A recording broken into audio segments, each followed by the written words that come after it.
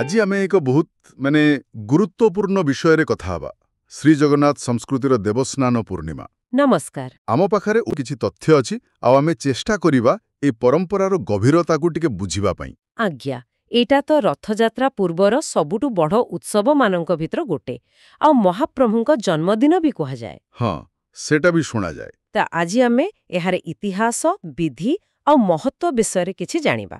ଆଉ ଆରମ୍ଭରୁ ମୋ ମନରେ ଗୋଟେ ପ୍ରଶ୍ନ ଆସୁଛି, ସ୍ୱାଭାବିକ ଭାବେ, କି ମହାପ୍ରଭୁ ବର୍ଷକୁ ଥରେ ଏମିତି ସମସ୍ତଙ୍କ ସାମ୍ନାରେ କାହିଁକି ସ୍ନାନ କରନ୍ତି?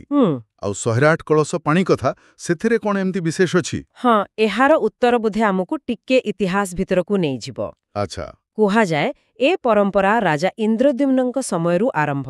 ଯେତେବେଳେ ଦାରୁବ୍ରହ୍ମ ପ୍ରଥମେ ପ୍ରକଟ ହେଲେ, ସେତେବେଳେ ଏହା ହିଁ ଥିଲା ତାଙ୍କର ପ୍ରଥମ ସ୍ନାନ, ପ୍ରତିଷ୍ଠା ସମୟର କଥା।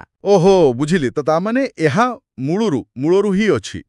ଆଚ୍ଛା, ଏହାକୁ ପୂର୍ବେ ମଞ୍ଚ ସ୍ନାନ କହୁଥିଲେ ବୋଲି ବି ଲେଖା ଅଛି। ସେଟା କ'ଣ? ଠିକ୍ କହିଲେ, କାରଣ ଆଗରୁ ଏବେକାର ଭଳି ସ୍ଥାୟୀ ସ୍ନାନ ମଣ୍ଡପ ନଥିଲା। ଗୋଟେ କାଠ ମଞ୍ଚ ଉପରେ ସ୍ନାନ ହେଉଥିଲା, ସେଥିପାଇଁ ମଞ୍ଚ ସ୍ନାନ। ଆଚ୍ଛା, କାଠ ମଞ୍ଚ। ହଁ, ଆଉ ଗୋଟେ ସୁନ୍ଦର ନାଁ ବି ଅଛି, ପତିତ ପାବନ ଲୀଳା। ପତିତ ପାବନ ଲୀଳା। ହଁ, କାରଣ ଏଇ ଦିନ କୁଆଡ଼େ ଜାତି ବର୍ଣ୍ଣ ନିର୍ବିଶେଷରେ ସମସ୍ତେ ମହାପ୍ରଭୁଙ୍କର ଦର୍ଶନ ପାଆନ୍ତି। ଏଇଟା ତାଙ୍କର କରୁଣାର ପ୍ରତୀକ। ବାଃ, କେତେ ବଢ଼ିଆ କଥା। ଏବେ ଆସନ୍ତୁ ସେ ମୁଖ୍ୟ ସ୍ନାନବିଧି କଥାକୁ ପ୍ରଥମେ ପହଣ୍ଡି ହୁଏ ନା? ହଁ, ସେଇଠୁ ହିଁ ଆରମ୍ଭ। ସ୍ନାନ ପୂର୍ଣ୍ଣିମା ଦିନ ବହୁତ ସକାଳୁ ଚତୁର୍ଦ୍ଧା ମୂର୍ତ୍ତିମାନେ ଜଗନ୍ନାଥ, ବଳଭଦ୍ର, ସୁଭଦ୍ରା ଆଉ ସୁଦର୍ଶନ ଏମାନଙ୍କୁ ଦୈତାପତି ସେବକମାନେ ଧାଡ଼ି ପହଣ୍ଡିରେ ଆଣନ୍ତି। ରତ୍ନସିଂହାସନରୁ ସ୍ନାନ ମଣ୍ଡପକୁ। ଆଜ୍ଞା, ସ୍ନାନ ମଣ୍ଡପକୁ। ସେ ଦୃଶ୍ୟ ଦେଖିବାକୁ ଭାରି ଭଲ ଲାଗେ, ବହୁତ ଭାବମୟ। ନିଶ୍ଚୟ।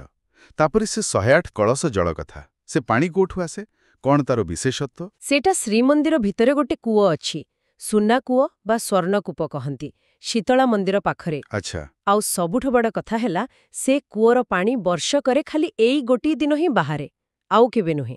ବାପରେ, ତାହେଲେ ତ ସେ ପାଣି ବହୁତ ଶୁଦ୍ଧ ଥିବ। ସେଇଥିପାଇଁ ତାକୁ ଅଣତୁଠ ପାଣି କହନ୍ତି, ଅନ୍ୟ କିଛି କାମରେ ଲାଗେନି। ଏହାର ଗୋଟେ କ'ଣ କହନ୍ତି ତାନ୍ତ୍ରିକ ମହତ୍ତ୍ୱ ବି ଅଛି ବୋଲି କିଛି ବିଶ୍ୱାସ କରନ୍ତି। ବୁଝିଲି।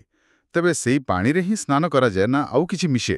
ନା ନା, ସେ ପାଣିରେ ପୁଣି ଅଷ୍ଟବନ୍ଧ, କୃଷ୍ଣ ଅଗୁରୁ, ଚନ୍ଦନ, ଦେବଦାରୁ ଏମିତି 13 ପ୍ରକାର ମହାଔଷଧି ମିଶାଯାଏ। ଓହୋ।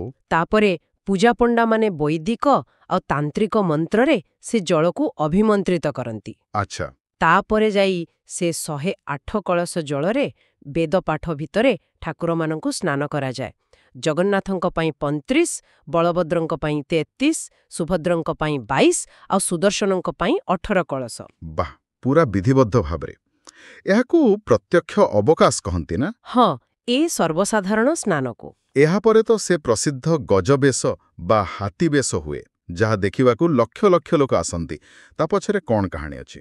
ଆଜ୍ଞା, ସେଇଟା ବହୁତ ମଜାଦାର କାହାଣୀ। କହନ୍ତି, ବହୁତ ଆଗରୁ ମହାରାଷ୍ଟ୍ରରୁ ଜଣେ ଗଣପତି ଭଟ୍ଟ ବୋଲି ଭକ୍ତ ଆସିଥିଲେ। ସେ ଗଣେଶଙ୍କର ବଡ଼ ଭକ୍ତ ଥିଲେ। ହେଲେ ସେ ପୁରୀ ଆସି ଜଗନ୍ନାଥଙ୍କର ଦାରୁମୂର୍ତ୍ତି ଦେଖିଲେ, କିନ୍ତୁ ସେଥିରେ ତାଙ୍କୁ ଗଣେଶଙ୍କର ରୂପ ଦେଖାଗଲାନି। ତ ସେ ଟିକେ ମନ ଦୁଃଖ କଲେ। ଓହୋ, ତାପରେ?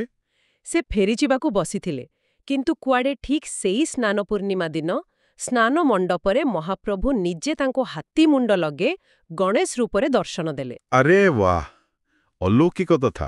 ହଁ, ସେ ଦୃଶ୍ୟ ଦେଖି ଗଣପତି ଭଟ୍ଟଙ୍କର ସବୁ ସନ୍ଦେହ ଦୂର ହେଇଗଲା। ସେ ବୁଝିଗଲେ ଯେ ସବୁ ଦେବତା ଏକ, ଆଉ ତାଙ୍କରି ଅନୁରୋଧରେ ସେଇ ଦିନଠୁ ପ୍ରତିବର୍ଷ ସ୍ନାନ ପରେ ଠାକୁରମାନେ ଏଇ ହାତୀ ବେଶ ହୁଅନ୍ତି। କେତେ ସୁନ୍ଦର କଥା, ସମନ୍ୱୟର ପ୍ରତୀକ। କିନ୍ତୁ ଏସବୁ ପରେ ଠାକୁରମାନେ ପୁଣି ଦର୍ଶନ ଦିଅନ୍ତିନି ପ୍ରାୟ 15 ଦିନ। ଅଣସର କୁହନ୍ତି ତାକୁ। ସେଇଟା କାହିଁକି? ହଁ, ବିଶ୍ୱାସ ଅଛି ଯେ ଏତେ ସ୍ନାନ କଲା ପରେ ଠାକୁରମାନଙ୍କୁ ଟିକେ ଜ୍ୱର ହେଇଯାଏ। ଜ୍ୱର? ସତରେ? ହଁ, ଏଇଟା ଭଗବାନଙ୍କର ମାନବୀୟ ଲୀଳା, ଭକ୍ତମାନଙ୍କୁ ଆହୁରି ପାଖକୁ ଆଣିବା ପାଇଁ ବୋଧେ। ତେଣୁ ସେମାନେ 15 ଦିନ ପାଇଁ ଅଣସର ଘର ବୋଲି ଗୋଟେ ଗୁପ୍ତ ଜାଗାକୁ ଚାଲିଯାଆନ୍ତି। ଆଚ୍ଛା। ସେଠି ତାଙ୍କର ଗୁପ୍ତ ସେବା ହୁଏ, ଦୈତାପତିମାନେ କରନ୍ତି। ସାଧାରଣ ଦର୍ଶନ ପୁରା ବନ୍ଦ। ତାହେଲେ ସେ 15 ଦିନ ଭକ୍ତମାନେ କ'ଣ କରନ୍ତି ମହାପ୍ରଭୁଙ୍କୁ ନ ଦେଖି? ସେ ସମୟରେ ପରମ୍ପରା ଅଛି, ଭକ୍ତମାନେ ପୁରୀ ପାଖ ବ୍ରହ୍ମଗିରି ଯାଇ ପ୍ରଭୁ ଅଲ୍ଲାରନାଥଙ୍କୁ ଦର୍ଶନ କରନ୍ତି। କୁହାଯାଏ ସେଠି ଦର୍ଶନ କଲେ ସେହି ସମାନ ପୁଣ୍ୟ ମିଳେ। ବୁଝିଲି। ତାହେଲେ ଦେବସ୍ନାନ ପୂର୍ଣ୍ଣିମା କେବଳ ଗୋଟେ ସ୍ନାନ ନୁହେଁ, ଏହା ଭିତରେ ଜନ୍ମୋତ୍ସବ, ଇତିହାସ, ଅନନ୍ୟ ବେଶ, ପୁଣି ଏକ ରହସ୍ୟମୟ ଅଣସର ପର୍ବର ଆରମ୍ଭ, ବହୁତ କିଛି ଯୋଡ଼ି ହିଁ ରହିଛି। ଏକଦମ ଠିକ୍।